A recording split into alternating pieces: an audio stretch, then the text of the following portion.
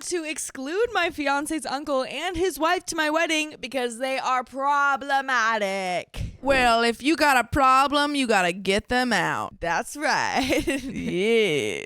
I, 24 female, have been with my fiance, 27 male, for almost 2.5 years. We got engaged this past September on our anniversary vacation in Key West, which was really special to us as we both have never been there before. And the trip was amazing. By the way, this comes from Squirtle Squad 0120. And if you want to submit your own stories, just go to the r/OK Storytime subreddit. Do it. So, to give some context, my fiance's uncle, let's call him John, 27 male, and his wife, let's call her Amber, 30 female, have a very hard time trying to keep their thoughts and feelings to themselves, and are people who like to take all their anger and frustrations to Facebook. This is what I worry about when it comes to telling them that we don't want them at our wedding. Our reasoning for not wanting to invite them has something to do with some of the things that happened between John and Amber, John's parents, and a couple of our friends. Basically, there was a whole chaotic montage of John and Amber getting upset for getting punted out of the place they were staying at because they, 1, never paid the full rent, and 2, brought in another cat without the owner knowing. I love cats and would have taken the cat in if it wasn't for the cat being a literal menace to society. All they were told was to either abide by the owner's rules or they would need to leave. Instead of just following the rules, they went on a full-blown breakdown on how they were getting punted out and tried to play victims in the whole situation. This turned into John and Amber going after our friends and our friend's mom, the owner of the house, and belittling them, saying that because they live in that house, everyone needs to abide by their rules and they can do whatever they want. After going off on them, John and Amber turned to John's parents, my fiance's grandparents, and started going off on them about how they would abandon their only son and not let them live with his parents. His parents are old and they are people who just want to live their lives with peace and quiet. Neither John nor Amber are quiet people. At the end of the day, all John's parents said was, "You are a grown butt man." You're a grown butt man. A grown butt man.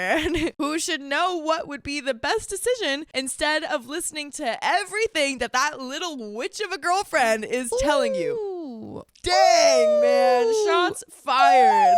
Oh my god. Spicy. Yeah. All of this chaos has led to John and Amber burning all the bridges between my fiance's side of the family and all of his friends. The only people who were kept out of the situation were my fiance and I. Fast forward to when we got engaged, like not even 2 hours after being engaged, Amber messaged me and asked me when the wedding was going to be and where. Aha! Not anywhere will you be. Ooh, that's a great answer. I was dumbfounded as I wasn't expecting to be engaged and hadn't even really started looking at what we would want to do. I simply just told her that we weren't sure yet as we want to spend some time just being an engaged couple before we start figuring out the wedding. Since I told her that, she started turning the whole conversation to her talking about what she wants to do for her wedding and how I should go dress shopping with her so we could try on dresses together. Would Amber also be trying on dresses or would it just be OP? You better not be. I have a feeling it's Better not be. I have watch out. That's Whoa. me. Whoa. That's your face and Dang. my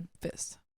Considering that I don't like this girl and I am trying to lose some weight because of health-related issues, I told her that I don't want to waste a consultant's time trying on dresses when I don't even want to get one right now. In the middle of that conversation, she started talking badly about John's parents, and I cut the conversation off by changing the subject because if I let it continue, I probably would have lost my crap. Do not disrespect Nana! That's right. Don't respect your freaking elders, man. Respect them, man.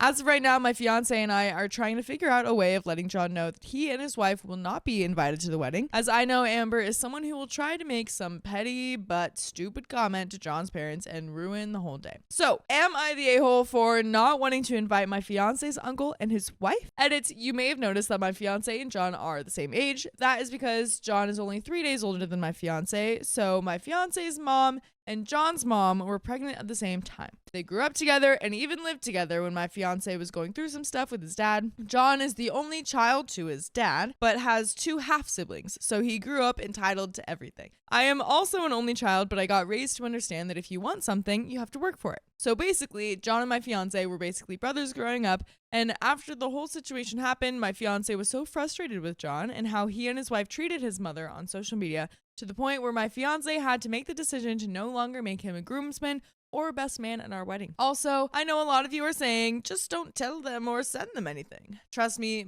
I told my fiance multiple times that we don't have to tell them or send them anything, but he insists on having a conversation with his uncle about this, so I am going to leave him to that.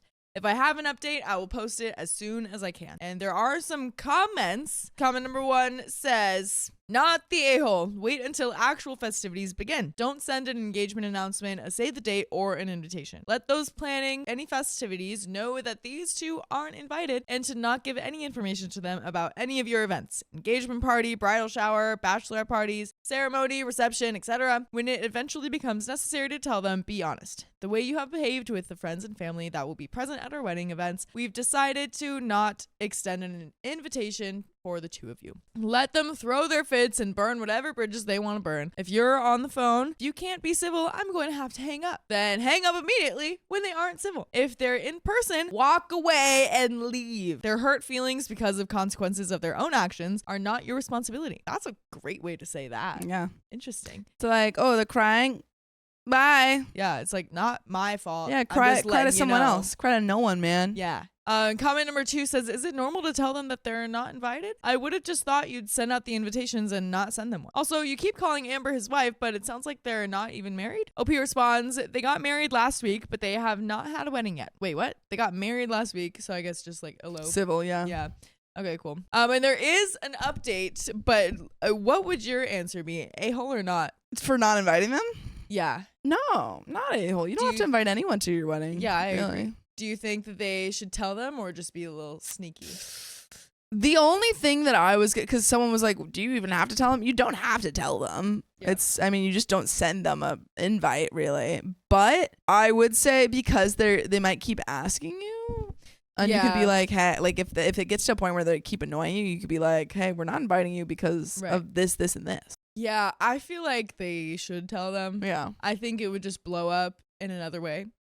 Like, I feel like if you're close friends with someone or just friends with someone, then yeah, you don't have to tell them that they're not invited. You just don't send them an invite. Just, by the way, got married. It's a fun little thing. So with people that are only close to us, this person is basically a brother to the fiance. Yeah. And they already know that they're engaged. They knew like right away and were already interested in the wedding. So you kind of need to tell them, I think. Also, are you invited to their wedding? Yeah. That's a good point. I would guess that they would be if everyone else has had beef with them. Yeah. But I don't know. You might be uninvited for their wedding. Yeah, maybe. But there is an update. Woo. So, sorry to be updating so late. A lot has happened in the past couple weeks. I've decided to update you guys with our decision and reasoning of this decision. So no, John and Amber will not be invited to the wedding, but as of right now, we have decided not to inform them. Our reason for this is because about over a month ago, we had received an invitation to John and Amber's baby shower, not knowing that that was the reason that they got married so quick, and it completely threw my fiance and I into a whole spiral of confusion to why they wouldn't tell us. Oh, interesting. So they're playing the game of like, well, you didn't tell us about that. So I don't have to tell you anything. So when we asked why they didn't tell us sooner, John responded with him not wanting either of us to accidentally tell his parents, as he knew that they would not accept Amber being the mother of their grandchild. What a messy situation. Before you ask, yes, he told his parents, and yes, they're happy to have grandkids, but are disappointed that it is with Amber. I ended up getting sick with the flu, so we were not able to come. I even informed Amber that I was sick, and she had the audacity to ask if I would just wear a mask and get up for a day. With the flu? With the flu? Especially if it's like the stomach flu. Yeah. It's no, thank you. Sir. Why would you even? I don't understand when people are like, just come sick. I'm like, no. Yeah. Stay as far away from me when you're sick. Yeah.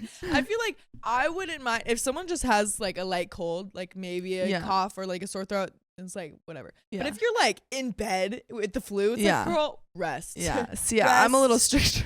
No, that's fair. If you have a cough or a little cold, stay away from me. No, that's fair. That's fair. Yeah. And the thing is, I feel like most people don't have, like, I'm like, oh, I can't go near you. I have a little cough. And they're like, no, it's fine. I'm like, yeah, sorry. I'm not going to have the same standards when you're sick. And I'm apologize. Just letting you know now. I told her no, as I did not want to risk getting not only her sick, but everyone else they're sick. Yeah. Also, literally, Amber's pregnant. I wouldn't want to get a pregnant woman sick. The flu. Yeah. When I'm pregnant. She tried to pull the whole, but it's my day. Yeah, and you should not be sick on your day. Exactly. Until I told her that I have been sick with the flu for the past couple of days, and even though I'm taking medicine, I cannot guarantee that I'll not be contagious by the time of the shower. She finally understood and told me to get better. And you know how you could get better? By watching and listening to full episodes with stories just like these on Spotify, Apple Podcasts, or iHeartRadio. Just search up OK Storytime.